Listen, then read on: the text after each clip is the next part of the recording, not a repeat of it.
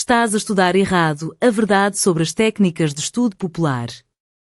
In this video, I'm going to rank the most common methods from the worst to the best. Some of the techniques you're using every day are actually keeping you stuck, while others are insanely powerful if you use them the right way. So before you waste another hour studying, let's see where your favorite method really lands on the tier list. Now, if you're new here, I'm Tom, a study coach, and I help students from medicine, engineering, law, business, all the way to people studying next to a full-time job. And I've tried almost every study method on myself and my students. And I don't care what feels nice. I care about what actually works based on real research and real exam results. Let's build this tier list. Here's how this will work. For each method, I will give you two rankings: how students usually use it and how good it can be if you actually use it properly. Because most methods are not good or bad by themselves, but they're just often used in a terrible way. Our tiers are going to be the S tier, the must use. These are going to give you a score of 90 to 100%. A tier is very strong, probably gives you a score of 80, 90% on an exam. B tier is decent, gets you 70 to 80%. C tier is meh, gets you probably like in the 60, 70 range. D, almost useless, 50 to 60. And F tier, please stop using this. It will lead to failing grades, like a lot of time spent, not the grades that you want. So let's start with some of the methods that most people secretly rely on. Rereading and actually highlighting. They are going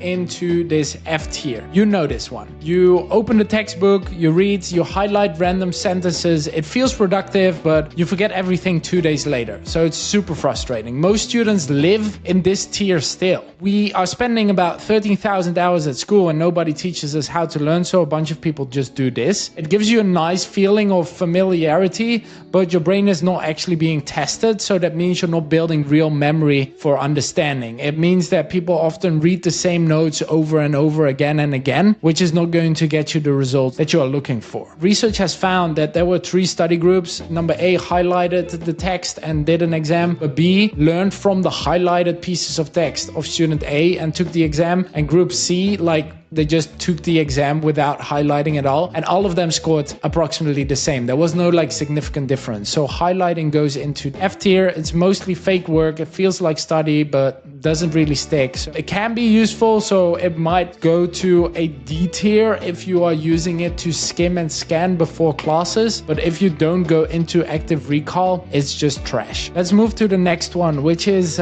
watching videos and recorded lectures. I'm going to put that into D tier. YouTube lecture captures, online course videos. Most people just press play, take a few notes and call it studying. But the problem is still the same. It's quite passive. So you watching this video and just sitting and nodding along, your brain just doesn't have to work. You're only consuming. So what most people do is they watch it at 1x or 2x speed, but they're not really processing the information, nor are they actively recalling information. You're just copying what is being shared on the slides, which doesn't make sense. It goes into D tier. It's not bad. It's better than nothing, but it's also not super active. If you want to move this up 1 tier to C tier, you would have to turn every video into smaller practice questions and an answer session. Every 3 to 4 minutes, just pause and ask, okay, if the video stopped here and the exam started, what would they ask me about this video? And you convert that information into shorter pictures. Write these questions down and then test yourself on them. The next method is about studying with music. Also goes into D tier, especially when you're listening to music with lyrics. It can be quite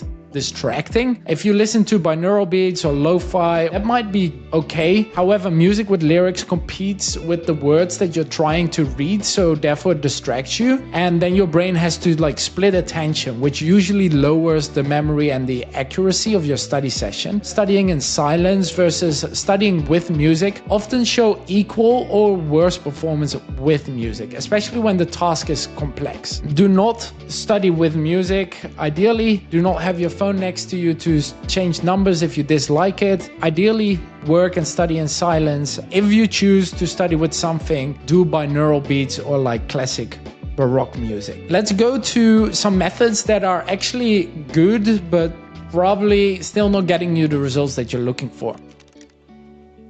This takes you a very long time to write like a summary of all the chapters and all of the notes. You shrink it into a shorter page. However, this is still not active recall. You're most of the time just copying from what's in the textbook, but you're just making it less text. Like, it's great to then have that information and convert that information of your summary into practice questions, which will give you way better results. But just the fact and the task of summarizing itself is not going to benefit you. So if you indeed want to move this up to the B tier, then you should write the summary either from memory after you've read something or you've watched a video, or you are converting all of that information into practice questions instead of a summary, such that you have a summary with aka question bank of the whole material, which will make it a C tier, more active recall already there. The next method that I will do is brain dumping. I will also place that into C tier. It is great for just like blurting out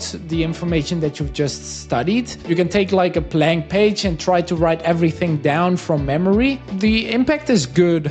However, the problem is that you're not really testing yourself eventually in a level that you're going to be tested on as if you are in an exam or like in a real pressure setting. So this method is quite good for early learning stages, but as soon as you did it once, maybe max twice, you should move forward to other learning methods. So also here, when you want to upgrade it, I would highly recommend that you make it more structured, do a brain dump before your learning sessions, maybe before your class. That way it can be beneficial. The next one that I had in mind here was to do mnemonics. Mnemonics are like really good for remembering large bits of information. So it's like acronyms, little sentences, weird images. Example that we can give is remembering the colors of the rainbow. Richard of York gave birth in vain means red, orange, yellow, green, blue, indigo, violet. And that means every first letter, Richard, red, O, orange, York, yellow, gave, green, etc. It helps you to remember huge chunks of information. We often apply and advise our students, especially in medical fields, law, or engineering, that have to remember like complex formulas, to use acronyms like this. It would go into B tier for now. If you are making it an A tier and you try to do it with every like large piece of information that you have, it can help you significantly with difficult memorization questions on your exams. However, it's still not going to be A/S tier completely, because it's still not close to learning under pressure when you are doing exams. Let's move into the higher impact tiers a little bit. I'm first going to move flashcards also to the B tier, where I might step on the toes of a bunch of medical students here. But the truth is, you're not only going to be tested on definitions and concepts, like you are going to be tested eventually if you can evaluate and assess a patient. If you can only say and memorize concepts and definitions, you're not in the position yet to do critical thinking and a proper analysis where you compare two potential diseases and based on all of the different symptoms that a patient has, make an accurate decision. Like a flashcard doesn't do that. Flashcards are great when you have large chunks of information to cover and to memorize. However, move it up to the A and the S tier, you do need to get into more case study learning, practice questions that are more dense rather than just simple flashcards here. The next one is going to be Pomodoro method. I would also place this in B tier just for the sake of how the Pomodoro method is set up at this moment. A lot of people think 25 minutes, 5-minute break, 25 minutes, 5-minute break. Again, this works insanely well if you are dealing with a shorter attention span. And if you are literally training yourself to be more focused and more concentrated. At the problem is that often your brain needs about 23 to 25 minutes to literally warm up. Same as with a physical workout, you need to warm up your brain. And with these 25 minutes, hey, all of your warm-up time is gone and you're going into a break. So if you want to move this to A or S tier, I would highly recommend that you extend your sessions, that you almost move to 40 minutes of work and then a 10-minute break, maybe even 50 minutes of work and a 10-minute break. or even 60 minutes of work and then a 15-minute break. So if you are going for more deep focus, maybe a 1 or a 2 hour study session, again 60 minutes with 10 minutes and then do this twice, it's going to be way more effective than just studying for the 25 minutes and then taking a break already. The next method that I want to dive into is going to be pre-studying. This is often called priming. I'm going to put this in A tier because this is where learning eventually starts. It's not about what happens after class or during class, it's what happens before class. Your brain has one limitation that we often like to call rejection, and this basically means that if it's never has seen or heard about the information yet, it is easy to forget. This means there's no neural pathway or network in the brain yet, and therefore if you are providing it this new information, it's just going to be lost. However, if you do pre-study and you are already identifying what the core concepts are, what the main topics are, and maybe even already what kind of questions you have or you are uncertain about, you can be way more specific with going into the lecture, learning there, asking the teacher questions, and then solving your knowledge gaps. This is super effective. The method that we usually advise students to apply with pre-studying is the SQ3R method. We do have a video on my page about this method because it's super useful. Start using that SQ3R method and it might even help you going into S tier studying. Now let's go to active recall. For sure, A tier, it's going to give you 80-90%. Almost guaranteed. If you do this throughout your whole learning journey, this is going to get you the best results. However, how you are applying active recall really depends. So if you want to move it to an S tier, we want to be actively recalling information with an increased difficulty of the questions that we ask ourselves. So what do I mean with that? There's different layers of learning, remembering, understanding, applying, analyzing, evaluating, and creating. Most students still get stuck on remembering and understanding questions. And if you are capable of leveling up your questions to application, evaluation, and analyzing, you're applying active recall at tier level. So most students get stuck here in the A level. I highly recommend to increase the difficulty of your retrieval practice questions such that you can move into S tier and get higher grades there.